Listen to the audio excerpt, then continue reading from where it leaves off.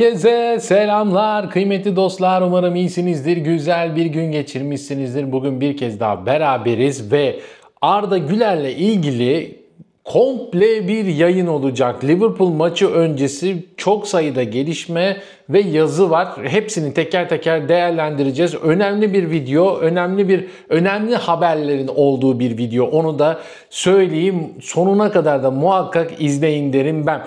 Evet, hemen başlayalım. Arda Güler'le ilgili ilk gelişme, tabii her yerde görmüşsünüzdür. Bir 25 maç daha çıktığı için Fenerbahçe 2 milyon euro daha kazandırdı. Bu böyle bir sürede devam edecek, belirli bir limiti var. Oraya gelinceye kadar. Ama şimdi geçelim, Valencia maçında iyi bir Arda Güler gördük. İlk yarıda tabii ki bir sakatlık durumu oldu ve korkuttu. AS gazetesinde bununla ilgili bir haber çıktı.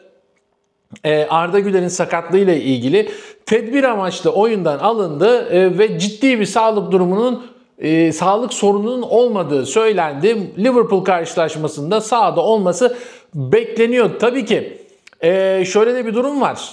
AS gazetesinde tabii onu en son sıralamaya göre bir haber yayını var. O en son onu söyleyeceğim. AS gazetesinde Arda Güler'le ilgili bir haber daha çıktı.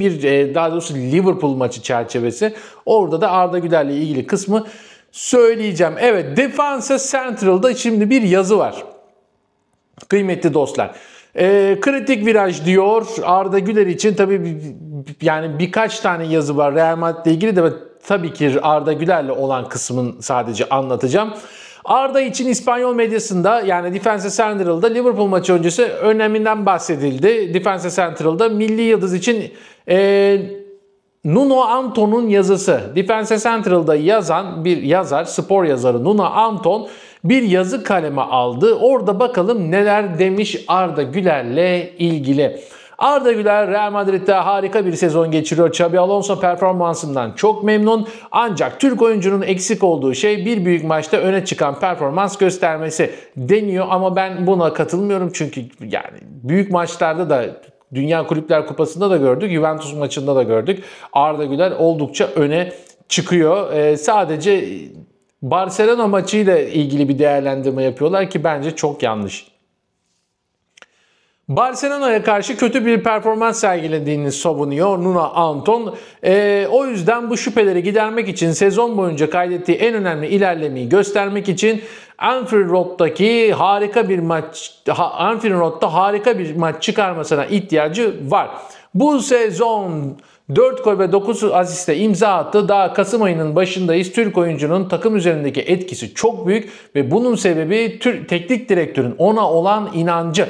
Bu özgüven oyunculara yansıyor ve Arda'nın gol attığını gördüğünüzde onun gibi sevinmemek elde değil. Şu anda dünyanın en iyi orta saha oyuncularından biri. Yani Barcelona maçında veya işte ne bileyim Real Madrid'in kötü oynadığı maçlarda sadece Arda Güler'in kötü oynadığı gibi bir izlenim de söz konusu. Onu da söyleyeyim. Gerçi yani Barcelona maçında da çok kritik, çok ortada bir maç gitti ama sonradan Real Madrid tabii ki özel ayaklarla öne geçti. Ki tam tersi bir skor da olabilirdi. Neyse, o artık yorumcuların işi, bizim değil. Hala geliştirilmesi gereken birçok yönü var ancak Real Madrid efsanesi olmak için gereken her şeye sahip bir oyuncu. Henüz 20 yaşında olduğu ve şimdiden muhteşem bir fark yarattığını unutmamalıyız. Şimdi tam potansiyelini gösterdiği hücuma yönelik orta saha oyuncusu olmayı ve orta alanda dönüşümlü oynamaya alışması gerekiyor demiş Nuno Anton'un yazısındayız hala. Arda'nın zamanı geldi. Arda, Ancelotti yönetiminde istediği, arzuladığı süreyi nihayet alıyor. İtalyan teknik direktörün onu Real Madrid'de böyle bir göreve hazır görmese de geçen sezonun sonlarına doğru ona önemli süreler vermişti. Şimdi Türk oyuncunun önceki sezonlarda da çok fazla oynayabileceği anlaşılıyor. Burası aslında çok kritik. Yani Ancelotti döneminde de işte merkez orta saha, 10 numara, ofansif orta saha noktalarında çok rahat oynayabileceği anlaşılıyor bu Xabi Alonso'nun onu oynatmasında. Şu anki fiziksel özellikleri olmasa bile kalitesiyle ve vizyonuyla takıma büyük katkı sağlayabilirdi. Hala Ancelotti dönemine gönderme yapıyor onda. Şimdi en zor kısma geliyoruz. Böylesine yüksek bir performans seviyesini korumak, bunu başarırsa sezon sonu istatistikleri gerçekten dikkat çekici olacak. Şimdilik Mbappe ile mükemmel bir uyum içindeler ve günümüz futbolunun en iyi ortaklıklarından birini kuruyorlar tabii. Bu Defense Central'da Nuno Anto'nun yazısı ama bir tane daha yazı var onunla ilgili. Bu da El Nacional'den geliyor. El Nacional'de genel bir tablo çizilmiş Real Madrid adına ve onunla ilgili bir yazı niteliğinde. Marta ismini de söyleyeyim hemen. El Nacional'den Marta Garcia'nın yazısı bu da. Onu da söyledik. Real Madrid'de henüz 20 yaşında olmalarına rağmen yani daha doğrusu şöyle Arda Güler ve Hüseyin üzerinden gitmiş. Tabii ki biz bu noktada Arda Güler'i değerlendiriyoruz. Arda Güler ve Hüseyin takım içinde liderlik rolünü üstlenmiş durumda. Xabi Alonso'nun oyun sisteminin vazgeçilmez iki ismi haline gelen genç futbolcular hem sahadaki performansları hem de karakterleriyle soyunma odasında da önemli bir otorite kurdu. Real Madrid'in bu sezon yalnızca bir kez mağlup olduğu müthiş performansında Arda Güler ve Hüseyin'in payı büyük demiş. Real Madrid Şampiyonlar Ligi'nde bir kez daha güçlü bir rakiple Liverpool'a karşılaşacak. İngiliz ekibi bu sezon istikrarsız bir performans sergilese de yıldızlar dolu kadrosu nedeniyle hala tehlikeli bir takım. Tabii bu böyle hala tehlike sanki Liverpool efsanesi çökmüş gibi bir anlatmış ama öyle bir şey yok tabii ki de. Arda Güler ve Hüseyin bu maçta ilk 11'de sahaya çıkmaları bekleniyor. Bu da El Nacional'den bir bilgi. Arda Güler ilk 11'de çıkması bekleniyor. İkilinin takımlarının grubunu ilk 8 takım arasında tutmak ve doğrudan son 16 turuna yükseltmek için 3 puanı hedefliyor. Şimdi burası çok kritik işte. Burası benim kapakta da verdiğim. Arda Güler kadro için ilk defa görüş bildirdi. Yani bu çok çok önemli bir şey. İspanyol basında yer alan yani El Nacional'de Arda Güler ve Hüseyin son dönemdeki performansıyla eleştirilen Raul Asensio'nun Liverpool karşısında oynamaması gerektiği yönünde görüş bildirdi. Tabii bu takım içerisinde bir probleme yol açar mı? Çok da önemsemiyorlarsa yol açmaz. Genç yıldızların teknik direktör Xabi Alonso'ya Asensio'nun büyük maçlarda yeterli seviyede olmadığını ilettiği iddia edildi.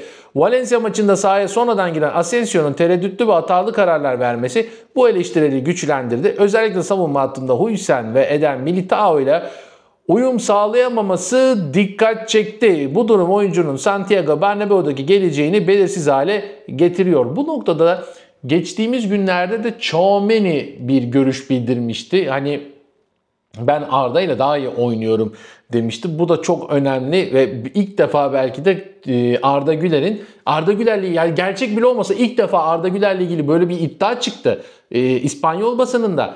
Demek ki Arda Güler'in artık popülaritesi veya Arda Güler'in rolü başka bir noktaya doğru gidiyor. O yüzden çok önemli burası. Yani Arda Güler'in bir şey hakkında görüş bildirdiği iddiası İspanyol basınında ve El Nacional'de çıkmasına rağmen sosyal medyada yazıldı, diğer gazetelerde de görüldü. Yani gerçekten çok kritik bir haber. Yani bir kritik eşiği geçiyoruz artık. Onu da söyleyeyim. Xabi Alonso'nun kararı merakla bekleniyor. Arda Güler ve Hüseyin görüşlerine rağmen nasıl bir tercih yapacağı merak konusu. Asensio Ancelotti döneminden sonra formasını büyük ölçüde kaybetmişti ve yeni teknik direktör yönetimi altında yedek kulübesine hapsolmuş durumda. Geçmişte de bir dava mevzusu var. Oraya hiç bahsetmiyorum ama o dava mevzusunda büyük tepkiler çekmesine rağmen Ancelotti tercih ediyordu.